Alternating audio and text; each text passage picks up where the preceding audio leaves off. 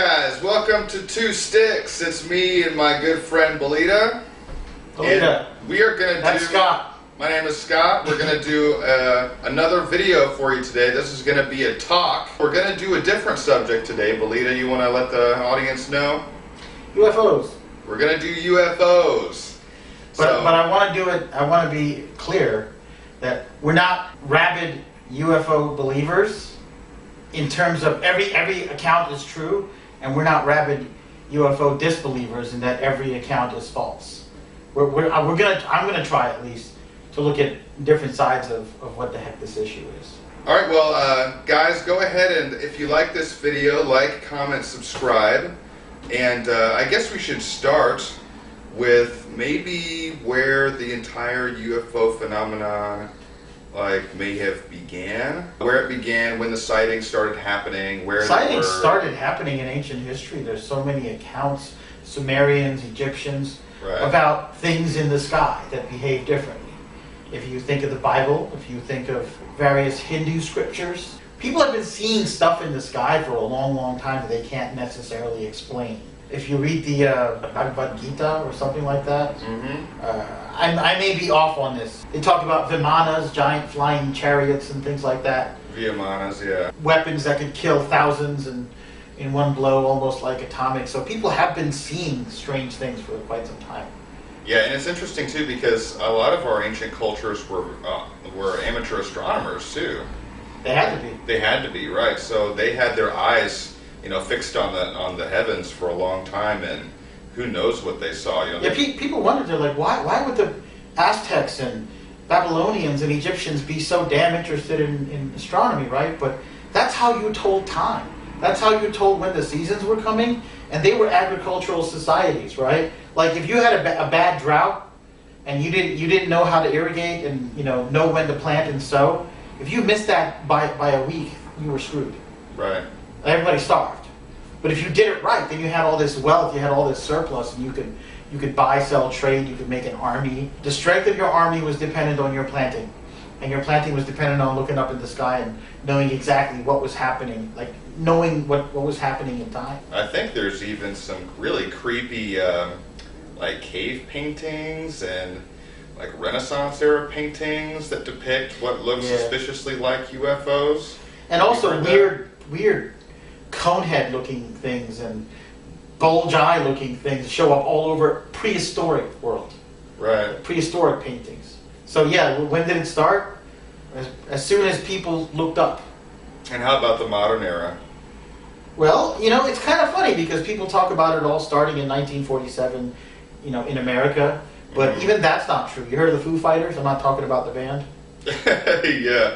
The Foo Fighters were what were they? They were like UFOs, but not like metallic discs. They were globes but like of light. glowing orbs, that would chase fighter pilots and things like that. Oh no, it was more than that. If you read about it, the World War II, the bomber crews in Europe were followed by orbs, right? The Germans thought it was the Allies, and the Allies thought it was the Germans. Because they couldn't identify what it was, right? And they couldn't lose them, they couldn't shoot them down. And it happened in the Pacific with the Japanese and the U.S. The Japanese are like, this must be some special, American reconnaissance weapon spying on us. And the Americans were like, it must be something the Japanese are doing. And it wasn't until after the war was over and everybody compared notes that they were like, wait a second, this was happening to everybody. It's kind of creepy. It seems as if in the modern era, like you mentioned, Foo Fighters, and then there was Roswell. It seemed like all of that sort of coincided with the Second World War and the end of the Second World War. So and I've heard of sightings prior to World War I. Right. I've heard of sightings in the Civil War era. Sightings in the World War I era, pre-World War I era. People thought that what they were looking at, some of that was described as dirigibles, metallic balloons. Because, if I live in ancient times and I see something up in the sky, I'm like, oh, it's a dragon, it's an angel. And if I was to see it today, I'd be like, is that a UFO or a jet or a satellite? I would interpret it based on what I do. And how much do you know about Roswell? I've studied up on the it. Roswell case? Honestly, people get excited about Roswell, or they debunk Roswell or whatever. Roswell is the least compelling, least exciting bit of modern UFO evidence. It's got a lot going for it, But there's so many things that are far more interesting, far more compelling. Yeah. You know, Roswell, the problem with Roswell is it's based on eyewitness testimony, right? A lot of it's based on eyewitness testimony, and the debunking is based on, the Army admitted that they actually faked some of the Roswell data. When Roswell happened, they're like, well, it was a weather balloon or something like that. Right. And that's what they took. That's what they, for years, that's what it was. But then if it was just a weather balloon, again, why would you? People were threatened at Roswell, right? But then later they're like, well, no, we were testing out crash dummies for the Fulton Skyhook. Except the stuff at Roswell, the humanoid figures were like 4 foot tall. We never made 4 foot tall crash test dummies for the Air Force. The Air Force had the Fulton Skyhook was this way to get Special Forces guys out of an area. So they would put themselves in this whack-ass suit, and they would float a balloon, and an airplane would grab it with a hook, and you'd get winched into an airplane that was flying at 150 miles per hour. But there was no plan to infiltrate and exfiltrate children's Special Forces. You know, why would they have a 4 foot tall dummy? Even that's whack. It is whack. It's also whack that they printed in the local paper Right. that alien bodies had been recovered and that there was a crashed spacecraft. Right. I mean, that doesn't mean that it's true. It just means that, like, why the fuck would they print that in the paper if there Roswell was is something going fun. on? Roswell is fun to talk about. I hear the whole town is like UFO themed, and I'd love to go there. And hey, if we have any Pick up some keychains and I'm saying, t-shirts. like, if we have any viewers from Roswell that want to, donate so that we can travel there and do a feature over there, yeah. contact us, because we would love to take a trip to Roswell and film there and interview you or whatever. But Roswell's fun. If I wanted to show a very skeptical person, someone who was skeptical but yet willing to look at evidence, I wouldn't talk about Roswell. I'd talk about the White House. There was one that around 1952, there was UFOs that flew Washington, D.C. near the White House. They actually dispatched, some, I think they were called Sabre jets, early jets we had in the 50s, to intercept it, and they launched a missile. Whether it's the 50s or now, a jet fighter pilot, that's like a high status thing in the Air Force, right? A jet fighter pilot that fires a missile at something that doesn't exist or isn't a threat will never fly again. The guy that did it wasn't grounded, but he was told to shut up about the whole experience. I would talk about Alaska, Japan Airlines, sometime in 2000. Japan Airlines, I think it was a 707 or something, one of those big jetliners, right? In air, they said that they saw something that looked like a giant walnut, right? About the size of an aircraft carrier floating above them. And Japan Airlines, Michio Kaku says Japan Airlines has some of the best trained pilots in the world.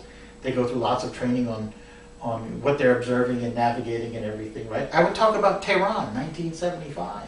Have you ever heard of the F-4 Phantom? It was the state-of-the-art fighter. At the time, yeah. Yeah. No, I heard about that case. The guy got scrambled to intercept this object, and then as soon as he got close, all of the apparatus inside of his craft began to shut down, and he began to plummet towards the planet. Yeah. And then once he got close, or once he got far enough away, then it would come back on, and he was able to Right. And then he ended up surviving, and then there was this. There's more to it. There's more to that. Tale about it, but there's more to it. I know it's one of the most famous cases in the history of ufology. It happened in daytime. The entire city of Tehran saw it. The object was, again, about the size of an aircraft carrier. It was in broad daylight. I think there were 2 Phantoms scrambled. Mm-hmm. One approached. They both had their weapon systems scrambled. It was confirmed not just by ground observation, but by radar. Mm-hmm. Just like there was a case in England sometime. Rendlesham Forest is what you're thinking of? There was visual confirmation from the air in England. Mm-hmm. There was radar confirmation from the air. There was ground confirmation from 2 different radar sites. Okay? Right. And they confirmed velocities, like something that was traveling around Mach 1 made a right-hand turn at Mach 1 without decelerating. Right. Which basically can't happen. Because say something is traveling at Mach 1 speed of sound and it gets hit by a gust of wind. The minute it deflects, it's going to lose velocity. It's not going to keep velocity. When you have multiple sites from multiple points of view, including ground and air, and multiple radar confirmations, something happened. That's more compelling than Roswell, the Belgian Triangles. To me, too, I think the Phoenix Lights is another one that doesn't get talked about enough. Which happened twice. Yeah, and that's one where literally, like you mentioned in those other cases, thousands of people witness this craft Yeah. go down the major interstate in Arizona. If any of you live in Arizona, let me know which interstate that is in the comments. The main interstate that goes down the center of the state. It you know, basically just cruised down this over this interstate and hit all of the major metropolitan. There was a for several nights in a row. This happened. The debunkers said it was flares. Right. Okay. I was in the Marine Corps. All right. We use flares. We use grenade launch flares. For example, if you're doing military training or you're fighting, right, and you want to use flares as signals, or you want to illuminate your target, like you're ready to shoot an ambush. Before they had night vision for everybody. Now they have night vision all over the place, right? You would launch a flare and you would cover one eye. The flare would go off and everything's illuminated and you light up your targets, right? Of course, they're trying to light you up back, right? But because you covered one eye, you still have some night vision for when the flare goes down. Flares flicker. They start off at peak illumination and they get dimmer and dimmer as they go down. And they don't stay in the air that long. You launch it up, maybe there's a little parachute. They come down in a minute, maybe less than a minute, maybe more than a minute. The Phoenix Lights was up there for over an hour. Yeah, they were flying in unison, and the thing is that people that were on the ground that were looking up at this craft, I think some people said it was a mile across. I don't know if it could have been that big. It seems really extreme, but it blotted things out as it went by. But they said that they could see the light itself, and it was like this orange, circular orb or whatever, and then they could see this shadowy outline of a figure. It's almost like you had this boomerang-shaped craft, and then it had these lights underneath of it. But because it was at night, all you could see were the lights like floating like this. That's actually quite compelling. I love any incidents where there's a combination of radar telemetry, visual confirmation. So you not only just have like individual testimony, you have hard data. I know people say, well, anecdotal. It's anecdotal. It's like Scott says he saw something, right? And he tells it to me, and I tell it to. They're like, that's not reliable, okay? But actually, our whole legal system is based on that testimony, right? Because in the absence of evidence, you can't declare a mistrial. If you have testimony, if there's a trial for something, right? Like a presidential impeachment, they're talking about this, right? If you don't have film footage, you rely on testimony. And there are historical things that we have no physical evidence, like compelling physical, like that we watched a video today based on the train sounds, and it was people going to the Holocaust, right? There's no film footage of what happened at the death camps. Right? There's no direct written confirmation, of the Germans saying that's what they did. We rely on testimony.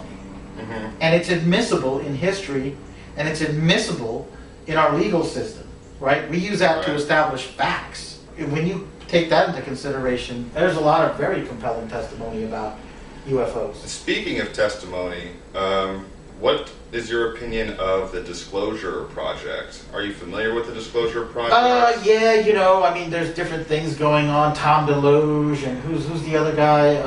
The guy we said he looked really weird. He's kind of big. Stephen Greer. Yeah, he looks kind of like an alien himself. He lifts, you can tell that guy's swole. Yeah, swole. That's huge, man. Am I saying it right? DeLuge? Tom DeLonge. DeLonge, okay. Yeah. Blink 182. I've listened to some of his podcasts, and it would be great if there really is great information about what's going on. I'd love for it to be disclosed. I would love for all of humanity to realize we are not alone in the universe, and there are things out there much stronger and more powerful, at least more technologically advanced than us. And maybe that would reduce some of the incredibly petty yet incredibly deadly squabbles we have here on this planet. Yeah. I would love for that to happen. Because we still can't live with each other, like we still have so many people with biases, racial biases, religious biases, political biases, that how could we possibly interact with another species? You know how we would interact with a species technologically advanced enough to come from outside our solar system to here and do the things that people claim to have seen? You know how we would react? We would probably be the ant underneath the boot.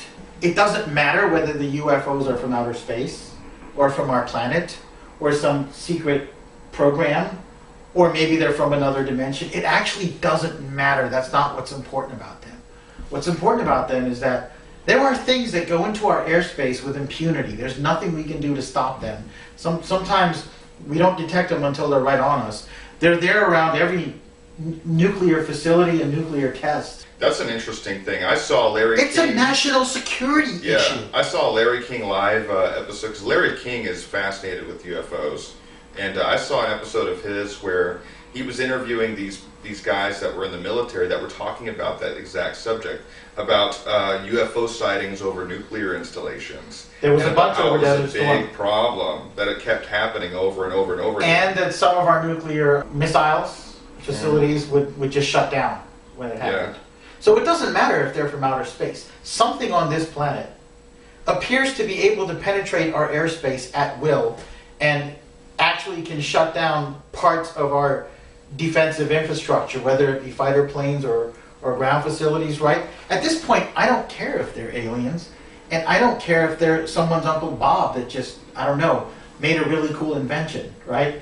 We need to know what the hell's going on, and that's one reason why many people are very uncomfortable with this topic. How do you think UFOs have been treated in the media in the last, in the modern age, the last derision. 10, 20 years? Derision. You think it's still derision? Yeah, I don't know. I think it's gotten a little bit better than it was, man. I think UFOs used to be like a complete joke. I've got friends of mine. Friends of mine I went to college with, right? They're all younger than me. Whenever I brought up the topic, some of them just kind of sneered, and just started, oh, come on, you're just that crazy older guy, That's what happens when you get older. You go crazy, right? And you just don't feel comfortable talking about it, right? I don't know if that's changed. I know that Stanton Friedman, have you seen any of his videos? Yeah, he's like one of the most famous ufologists of all time. He's got some of the best videos on the subject. So he's so precise and concise, so many references that if I was going to look at the field, I would start with just basically taking a survey of any 10 of his videos. Right. Before moving on to something else, Just because people make fun of something, just because people mock it or because it's not socially accepted, does not mean it's not factual.